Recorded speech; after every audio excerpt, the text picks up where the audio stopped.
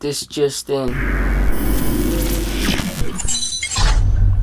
I never covered this, but Okay, let's you guys dive had the into it. competition, and Lil D was the winner. Yeah. And you guys had a threesome with you, Lena, and Lil D. Yes. So you were watching a man fuck your wife Well, while you were I was also fucking as well, but while you were yeah. also yeah. fucking. We've So done Oh, that. okay. Yeah. I'm sorry. We've done that twice. There's another Twice. one with Hollywood Cash as well, yeah. Oh, really? Another guy, yeah. Oh, that's been released also. Yeah. Okay, so you've done it twice. So it's pretty close to what I'm talking about. Yeah. I Right? guess, yeah. I mean, the vibe or the feel of doing it with the guy versus just watching, I feel like is way different. But I've never watched her hook up with a guy without being involved, so. Would you do that? Just to chill? I don't really have interest in it. And I wouldn't, from like a porn perspective, no. I'm not trying to be the like little homie sitting in the corner. I feel like he would only do it if he was fucking a girl at the same time and we were side by side and he was fucking someone while I was fucking someone. Which we haven't done, but that I think would be exciting. We've talked about the swap thing, but then what quite often happens is that it's hard to find a couple that makes sense and that we both agree on, because sometimes it's like the girl will be super hot and the guy's not that hot, or vice versa. Not a fair trade. Well, Lena, you did your second scene with Jason Love I did. on a boat. Did you watch it? I did. You did? Oh my god. That makes one of us in this room. I'm not on that list yet. Yeah, I was like, I gotta do my research. I gotta do my research my before God. I come in. 'Cause, you know, I had to talk about certain parts of You that. didn't have to watch all of it. Well, I kind of skimmed to the Okay. end. Skimmed to the end. And listen, I've always been a porn guy since I was a teenager, so I've seen quite a bit of porn. DJ Gooner. I would have to say, it did not look like he came at the end. Let me just put that out there. Am I right? Clearly, you're not arguing with me right now. This is something that you don't do in the industry. You don't like air people's secrets, Vlad. It's not even a secret. I'm watching it. This was no personal conversation I had with it. It was like at the end, I'm looking at it going like, yeah, that's not what they're trying to make it to be. This is. You must have watched a lot of porn. I have. He has, yeah. You guys are not denying it though. I mean, listen, it happens, right? It does happen. Porn code, you can't really Like talk if about it. I don't have BV, but if I had BV and a guy Right. smelled it on set and went and told everyone, that is fucked up. Everyone is allowed to have a bad day, and you don't go around and talk shit about people, because as much as, you know, the job is tough on women, it's way tougher on the guy. Like, no questions asked. Oh, that's You good have to that be she perfect. understands If you're that. Not perfect. The company might not call you back.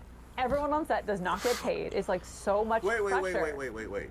So if the guy does not come, then the girl doesn't get paid? Like, no, the set does not get to finish. Like, everyone's That's some waiting bullshit. on you. But she's talking about like a formal, Like a studio. real Right, she's studio talking porn about as opposed to, like, contractional- basically con- doing the scene on contracts. Wait. That doesn't happen. She shouldn't have really said that. So you mean to tell me that if I was a porn producer, It could happen. and It I could had a happen, girl guy Vlad. to come in, the girl came in, fucked the dude for 2 hours, right? And he can't Did come at his the end, job. The girl gets nothing. She walks away. Everyone has to wait until there's a way for the scene to finish. Otherwise, every dollar put into that set that day, from the audio engineer to the photographer, what's the point? I get that, but that's the company. Yeah, it feels like that should be illegal, right? Yeah, it sounds illegal. I mean, it's like they find a solution, and whether the solution is a real pop shot or a fake pop shot, something has to be Exactly. done. Okay, so it doesn't really happen. But at I'm the just end. saying, It doesn't there's so happen. much pressure on the guy, and I think like, okay, if you can't. It was an fine, example they'll she figure it out. made. But if you can't stay It doesn't hard, happen. then it's really hard to fix that, Right. and then you're at a loss. Right. But It's a better we talked example. about this last time. I'd heard about this for years. There's like an injection you could do. I've heard about this, yeah. It's more of like a prick, but it. I now realize that this is way Prick for more your prick. popular. I actually forget the exact name of it, but it's basically usually prescribed for older men. Guys are in their 60s or 70s, and they can kind of prick their dick with this thing, and it'll make it stand up for a couple hours. And it's very common with male porn stars. The problem is that you can kind of like torch your dick as time goes by, and like No. you won't be able to get hard on your own. But yeah, but that makes it so that you can get hard. That doesn't necessarily mean that you're going to be able to finish. But you could fake that. Right. You do a fake, cream pie. And in the defense of Jason, we rented this boat and we had so many hours And the guys were like, all right, we got to go back. And we were literally like, fuck, we're going to lose the sun. And, so that's all I'll say is please don't hate on Is there him. part of you then that makes you feel like, damn, like, I'm so thankful for my husband who is always ready to go? Yes. Got a couple rounds in the chamber at all times. Like, thank you for all my cum. Thanks. Well, why'd you go with Jason Love again? Because remember, after the first one, Finally. back and forth. I mean, seriously, Vlad. Adam, and Adam threatened to expose him. We're all over the Things place. That, I know, but we're not going to talk about. Like, why go back with him again when there's a plethora of male talent out there? Honestly, I feel like the audience has driven our doing the scene again. We've done some social media content here and there since we did the scene. Adam and him met up and talked about like a potential threesome when we were at AVN, and so that conversation when Adam had suggested that, like Adam was interviewing him at AVN and said, "What about the threesome?" And I was really shocked because we hadn't talked about it at all at that point of me doing another scene with Jason. But then he said that, and so the conversation sort of led back into me. It felt more like I'm just talking to the homie. Like, man, let's hit this bitch. I mean, I'm in touch with my fan base. I'm on my OnlyFans messages. Obviously, the message I see every day is, when are you going to do another scene with Jason? And this is the whole thing, is that it's like, the idea was that she was going to do another scene with another guy, and we hadn't talked about who the guy was going to be. And then one day she just says to me, she's like, I don't know how you're going to feel about this, but I think the most logical person is Jason. And we looked at the game, and it was basically like all the same reasons that we picked him for the first one, except now there's already this pre-existing hype around it because people saw it the first time around.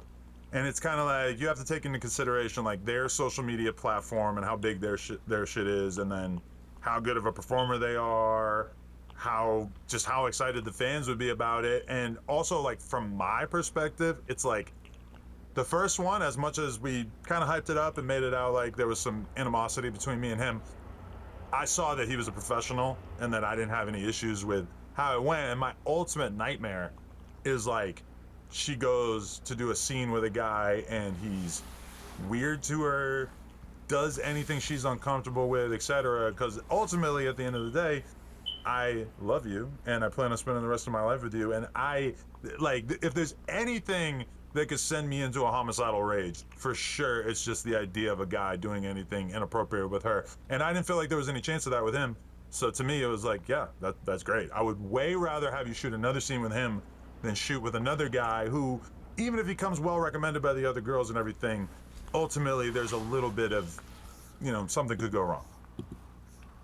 Wait, let's see if Vlad got anything to say. No. Confidence is not a mindset, it's an achievement. I don't know. I thought she would have a better reason than the BS she just fed us. But, I don't get it. I don't want to get it. It's one of those things. It's like hate in the comment section. I don't want to understand what it takes to get to a point where life is not going your way, and as opposed to figuring it out or praying or working, you find any way to try to bring anybody else down. I don't want to understand how or why that mentality comes to be, and I don't want to understand it. I don't think he's doing the right thing, and I truly think deep down he'll regret it. But, that's for that man to decide. He walked her down the aisle, and she said yes.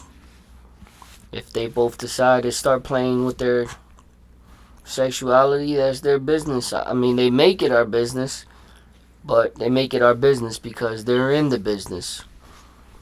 It is what it is. And the thing is, she's beautiful.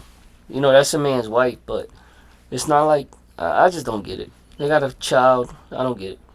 Kill Tony's a place where stars are made and dreams can come true, but it's also a show that can turn into a comedian's worst nightmare. And while almost everyone's given... I will say though, hey, telling a bunch of people the reason you went back to someone is because a bunch of people that didn't ask for this in the first place were waiting for round two. I mean, come on. It's like, bro, those kind of stories and excuses might work on the guy sitting to your left, but don't feed us that BS. sort of chance at redemption. There's 5 comics who messed up so bad that they've been banned from the show forever. And as we count them down, each reason for why is only going to get crazier. Now, our first banned comedian is the only person who's had his appearance completely removed from the original episode. Neil Pop had never done Kill Tony before, but when his friends convinced him to go to a show, he figured it was just another opportunity to get on stage and work out some of his jokes. But when he saw how Tony and Dane Cook were grilling these bucket pulls, Oh, DC was there. He took some offense to it. So then this kid goes up and does his jokes, and afterward they told him he wasn't funny. They told him to quit comedy. They told him he looked like Cartman with lupus. So I thought, fuck my bit, fuck my corny jokes. I'm gonna go up there and just like at least shit on him or something, bro. Goddamn. Now, while bucket pulls have tried to come on stage and roast the panel in the past, no one's really just went up there with the intention of attacking them. But ignorance is bliss, and Neil was young and dumb enough to think that he could actually pull it off. Pardon me. You three prick jobs were supposed to be funny. Hey, no one's scared of you guys. Tony, Red Band. Do you guys have a Joe Rogan ass wiping schedule? You guys want to see everybody? Now that Neil's Blitz Barrage was finished, and it didn't exactly go how he planned, he was gonna have to face what was coming next. For most comics who have tried similar shit like this is where they admit that they messed up. But in Neil's mind, he was the hero of this story. He was here to talk some sense into the panel, clearly having no idea what show he just signed up for. But I want Better mix. fun. Wanted to make sure that you felt Better pizza, silence better ingredients. from the joke Hey, that hey, you actually tried Tony, to do. Bears like me love fucking little twinks like you. Hey, am I done? I feel like I'm in the principal's office with you fags. Nothing's funny with you guys. Come on! After another minute, Neil would basically end his interview and walk off the stage after just 4 minutes. But Hey, you want to run that by us one more time? He ended his what?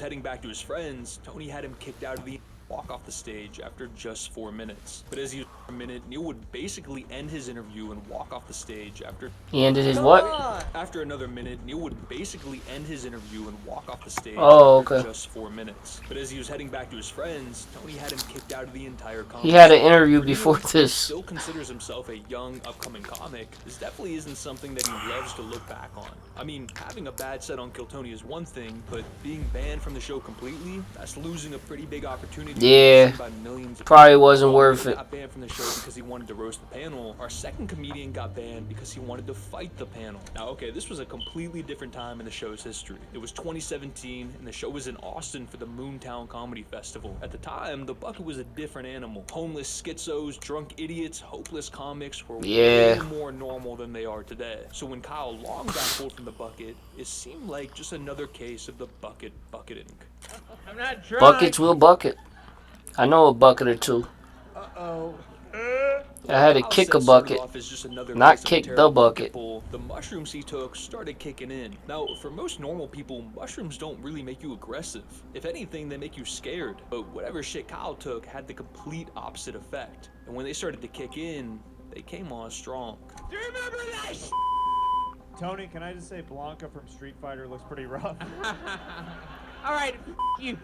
Okay, shut the up. As he started to get roasted, his trip must have morphed into the Roman Colosseum, where every comedian on the panel was a gladiator, and each joke was a sword thrusted at his neck. Because for being on a comedy show, he was taking real offense to everything being said about It was in him, and Austin, but while he who- sputtered through his minute, somehow picking up loud Okay, I speech see away, Big J. Jeremiah was about to say something to him that would send him completely over the edge. He's a full-time garbage pail kid.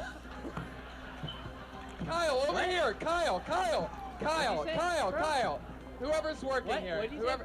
You can't let him. Don't. Whoa. There you go. Yeah, he's gone. It was the first and only physical fight that's ever happened on Kill Tony, and for pretty obvious reasons, Kyle was banned from the show forever. But while Neil and Kyle... Yeah, I couldn't really see right. I mean, not much happened, but Kyle, over here. Kyle. he was like, "Who's the smallest guy in the room?" Whoever's working here. Whoever. You can't let him. Don't. Whoa. There you go. Yeah, he's gone. It was the first and only physical fight that's ever happened on Kill Tony, and for pretty obvious reasons, Kyle was banned from... That's how you know a show was still early on, right? Whoever's working here. Hey, listen. You know you're not officially a big established show when you'll just wing security. When you're established, you're not playing no games. You're not taking the risk. You're not even gonna have a floor. You're gonna make sure from the janitors are doing their job all the way to security. The floor is not even wet. Like the littlest things matter, cause someone would love to walk in there and sue this big business we built. And at this time, it's so early on. Hey, whoever's working in here, don't let him. He was gonna probably say, don't let him. Just don't let him touch him.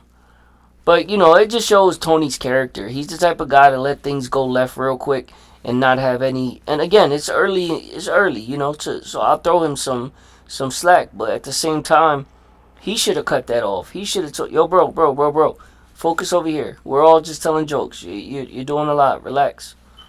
It's one thing to play a character, but when you see someone getting aggressive, that's like the guy that just let the guy disrespect Shane Gillis at his own at the little podcast that Shane was on. Just there to share some stories and have fun. And you see your guy is getting wild, and you say nothing. Forever. But while Neil and Kyle both went out with a bang, this next comedian was actually something like a regular for a short period of time. But his ban would come in a completely different way. Now, Ryan Joseph was pulled from the bucket in late 2019. Tell us more. He came up and crushed his minute in his interview. In third grade, Pray tell. my teacher caught me cheating, but I swear I was always faithful to her. Then, just a month later, he was pulled from the bucket again. And this time, he did even better. He actually did so good that him and Theo were becoming boys by the end of the interview. Yeah. I really do, dude. So it's That's difficult. crazy, man. I can't believe that we've never even talked before. I know. I can't. But by the time Ryan was pulled from the bucket again, it had been more than 8 months, and COVID was in full effect. At this time, Kill Tony was a completely different show. There wasn't even allowed to be an audience. But this would actually be the best thing to ever happen to Ryan, because his style was almost conversational. So when he got to the interview portion, it was just like they were talking, and they weren't even performing or trying to be funny. And when he brought up a situation with his girlfriend at the time, everyone was completely invested. If you're in a relationship, you can speak out something that makes you uncomfortable. Right? And if he's just a dude that you hardly knew, that you're hooking up with, what's the big deal? Right? Yeah. The fact that she brought it up first also kind of makes me think oh, she's feeling guilty of talking to them. Yeah. After his interview, Tony gave him the chance to come on the next time he had an update. Oh, Red gained some weight during the pandemic. And share the drama that was going on. Each time was he lost it now. And Tony and Red Band were completely invested in this dude's toxic quarantine relationship. It was a fun segment to look forward to each week at a time when there was really not much else going on. But as weeks turned into months, yeah, just people fighting for their lives and trying to figure out where to work. Not much going on. It seemed like he was over his ex. At this point, Kill Tony was still shut down for COVID though, and his style was still perfect for the moment. So even though the updates on his relationship slowed down, the interviews were still fun. And for the better part of 3 months, he was basically a COVID regular. But then, Tony made the decision to move the show to Austin. Sounds crazy, but yeah. Live audiences were back. Keep in mind, this was a time when tensions were still high about the disease. And when Mercy is now playing in theaters. Detective Raven, this is the Mercy Capital Court. You're charged with the murder of your wife. Ryan made his first and only appearance in Austin, he'd do something that would piss off the entire panel, which ultimately led to the strangest ban of all time. What do you love about Austin? You've been here for what, a couple days? I've been here for 4 days, just been doing shows. There's freedom, although you guys are still wearing masks, dude. There's still pussies out here. Whoa, such a weird backhanded compliment there. It's wild looking back on this because today that wouldn't even be a problem, but at this time it caused a lot of tension. And while I guess he could have backed away from this opinion, he leaned into it and it really pissed off Red Band. Everyone's mad at me now. Yeah, because you're being a fucking dumbass. Ooh, Red Band's really mad. I mean, seriously. He's high. See that, and this is just one of those things where you look back and you say, yeah, I could have handled that a little better. I'm speaking from Tony's perspective, cause honestly, chat, this is dumb. The man was coming, he was doing his job, he was doing well, he was getting along, he was respectful with comics, and one bad joke and you flip the script, cause we already see where this is going. I mean, he's hot, he's heated, he's ready to say something dumb, and it's like, and I hate to be the guy that goes, oh, but I have to. Sometimes you gotta be that guy. If Joe Rogan would have said a joke like that, everybody would have just laughed. Joe Rogan would have walked in, a bunch of just wearing masks, they just would have just laughed it off. It's not that deep. He's not actually trying to offend nobody. I don't understand it.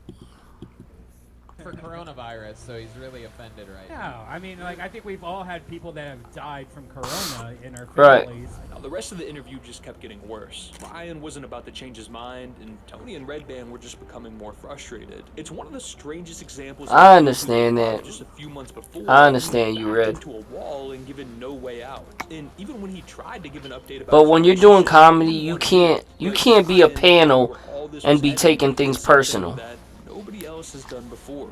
This is my last appearance on Kill Tony, everyone. Wow, oh, look at you retiring before No. we tell you to not come back. I already know it is. This is the guy I that already know quits it. while being fired. You know what? You can't fire me because I quit. I'm out of here. I already know it is, so whatever. His last time on Kill Tony, retired tonight. I wasn't even gonna tell him not to come back, but he did it. No, I don't think you would do that. I believe that. He'll probably always be the only comedian to self-ban himself from the show. But while Ryan decided to never come back, this next comic, who used to be a superstar, wishes that he could have had an exit as graceful as that. Hopefully Ryan's still doing comedy on his YouTube What's up? or anywhere. I was finna leave. Shit, God real. Off rip, Malcolm was a star in the making. His stage presence was elite, his jokes were solid, and his energy was infectious. And it didn't take long before he was already becoming a fan favorite. But while he made a great first impression, the next hurdle he'd have to jump is becoming a regular. Now, this was a time in the show where becoming a regular was a massive opportunity. I mean, obviously it still is, but it was just different. Back in the day, becoming a regular meant performing every week for sometimes years. And it was truly treated as an opportunity to learn and grow as a comic. And on just his third appearance, Malcolm would pull it off. I don't really want to wait till the 5-year anniversary show to see you do a new member on this show every single week. And if you'd be down, I say we just make it official right now that you're a new regular on the show. Throughout the next few months, Malcolm was killing it as a regular. He was going up on Kill Tony every Monday, being flown around the country doing paid gigs, but even though his career was changing in ways that he could have never imagined, Malcolm still felt the need to hang on to some shit from his past. See, what made his comedy so great was that he talked about real shit, whether it was his own life or something crazy that happened to him that week. But even with all these new life-changing opportunities coming his way, like getting signed by one of the biggest talent agencies in Hollywood, he wasn't able to fully accept all the good things that were happening around him. And instead of getting a small one-bedroom apartment, he was still living in his car. And instead of getting new clothes, he wore his old ones. On the surface, none of this really seems like it matters, but there was a deeper problem brewing, because after 9 months of being a consistent regular, Malcolm vanished and he lost his regularship. And when he came back for the first time in over 4 months, something seemed off. Okay. So Malcolm, how's life been? It's been a long time since we've seen you. Yeah, man, it's crazy. Oh, it's good. I be chilling. It's so good to see you talking, finally.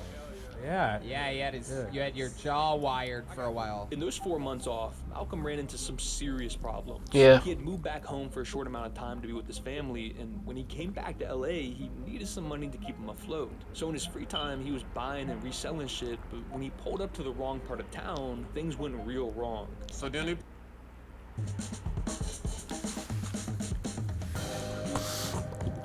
That's love that they let him come back. Obviously, they understood what happened. A new way to search the way you speak. They pulled up in the car, and 4 of them hopped out. One of them had a revolver, one of them had a bat, one of them had a 40 ounce, and they was like, "Where you from?" A 40 ounce. They got me on the ground, broke my jaw in 2 places. God, yeah, it was crazy. After Malcolm got jumped, Can y'all see him? I can't see him. 2 places. God, yeah, it was crazy. After Malcolm got jumped, he was never really the same. He would only appear on the show 2 more times in the next 6 months, and he never seemed like himself. The fun and infectious energy he once had seemed to have gone away. And while Tony and Red Band still loved him every time he came up, Malcolm would make his last appearance and then just never return again. Now, no one really knows why Malcolm left the show forever, but many people on Reddit seem to think it had to do with having mental breakdowns and a loss of confidence. So while technically Malcolm was never banned officially from the show, he is someone who's never been seen again. But while Malcolm wasn't officially banned, this last comedian definitely was. And he did something so crazy that Tony I'll never understand why channels like this who do the work, I mean, you did the research. You gave us good content. This was a solid video so far. I mean, it's over here, but I'm pretty sure you know what you're doing for the rest of the video. Solid. I'll never understand why channels like this don't save the one that doesn't make sense, because that one doesn't really fit the video. Save it for last. I don't understand. Why would you bring something up, give us a whole spiel just to tell us he wasn't really banned, but this video is about people who were banned? Like, bro, save that for the end. Give us the ones who were banned, and then we can understand. We understand he was worthy of mentioning. He's not really banned, but it fits, kind of, not really. Hey, listen, this guy right here, here's his life story, and he wasn't banned. But let's get back to what we were talking about. That's what it's like. It's like telling us a random fact in the middle of a conversation and then saying, "What were we talking about?" he feared for his life. Put your hands together for the new head of security of my podcast, the Iron Patriot, everybody. The Iron Patriot was technically the first ever regular in Kill Tony history. Oh, wow. To stand next to the stage. The first regular? This was literally the earliest days of the show, and everything they did was a complete experiment. But the longer that the Iron Patriot was on, the more that they started to find out about who he really was. And eventually... You know what that reminds me of? That's similar to Craig Ferguson. On the Craig Ferguson show, he was a great late night host. He had Jeffy. Not Jeffy. I'm Jeffy. It's something different. He had Jeff the robot. Up in a way that he'd never recover from. I really don't even care about this costume. It was just all for I really want to talk with Joe Rogan about philosophy, but... Is that what you're using us for? You're using Kill Tony as a launching pad? This was my plan, that if I get this costume, maybe people will listen. See, he wasn't just content with being a regular on Kill Tony. At the time, the podcast was only pulling in a few thousand views, and what he wanted was something more. Whether that was his own podcast or even a bigger role on the show. Something, yeah. Eventually, his resentment started to build. At first, it was aimed towards Red Band because he thought he was doing a terrible job at marketing the show. I mean, early on, Kill Tony wasn't even on YouTube, and the Patriot thought that it was a huge missed opportunity. But then his resentment started to shift towards Tony. You know, I'm making a big sacrifice for this show because I've been missing out on a lot of work because I can't work on Mondays anymore. Hey, I really want to say that's crazy to me that he wasn't putting these videos on YouTube, especially being people who are actually, you know, somewhat close to Joe Rogan at this time, and you see what he's building through his YouTube. But I'll hold my opinion to myself, because someone could say right now to me, why are you not clipping up and putting on TikTok? Like, there's a lot of places that sometimes you're putting all your eggs in one basket and you're focused and you're working and you're doing the work, you're doing the hard part, but you're not expanding your horizon. You're not looking at the big picture and saying, okay, why am I so focused on trying to get subscriptions and attention on Twitch and YouTube? I should be paying attention to Twitch, to YouTube, to the Green app, to TikTok, to IG. I don't even post my shorts on IG. Now, again, I told y'all yesterday, I'm in contact. I got an official clipper. Now he's going to start clipping, so I will be posting on IG. But I don't think I ever even thought, like, I always knew, once I get an official clipper, I'm going to be on TikTok and on YouTube, everywhere. As much as I can, I'm going to put the money behind it to push it even more. But I don't think I ever thought, oh yeah, I should put it on my IG too. I just don't look at IG like that. I look at IG for photos and I barely go on it. I probably should make a new IG just to get the shorts. But the point that I'm making is, I understand how you can look at something and go, in hindsight, 2020, saying, why were we not on YouTube?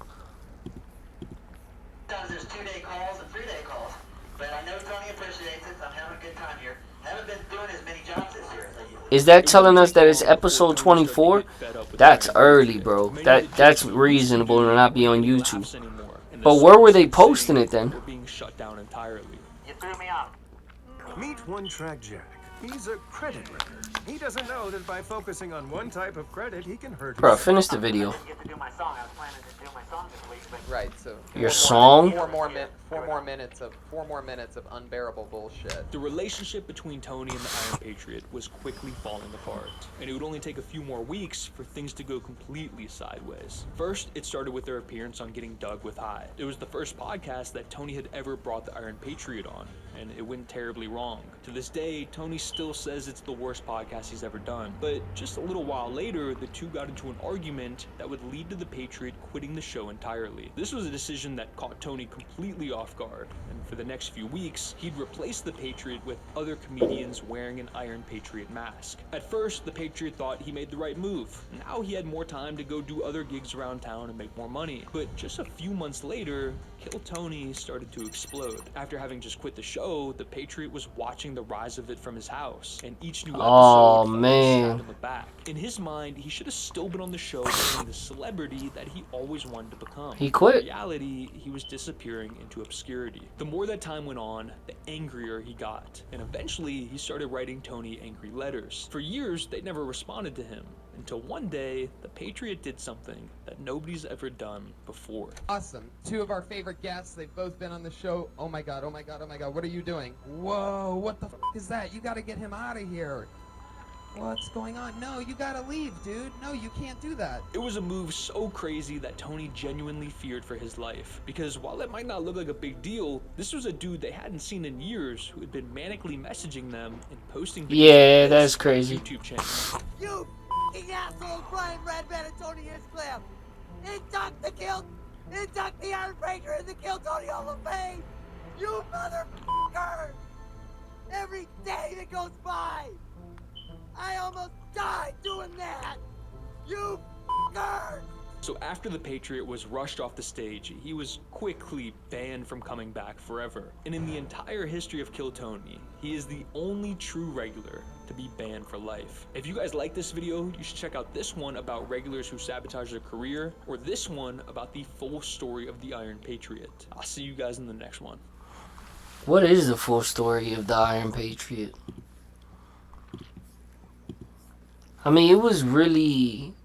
I mean, bro, you could say, you know, Tony overreacted, but, bro, what do you want a grown man to do? Like, see, this is the difference from doing things on the internet, for the internet, and the difference from still understanding that actions have consequences, and you have to answer for your actions, good or bad.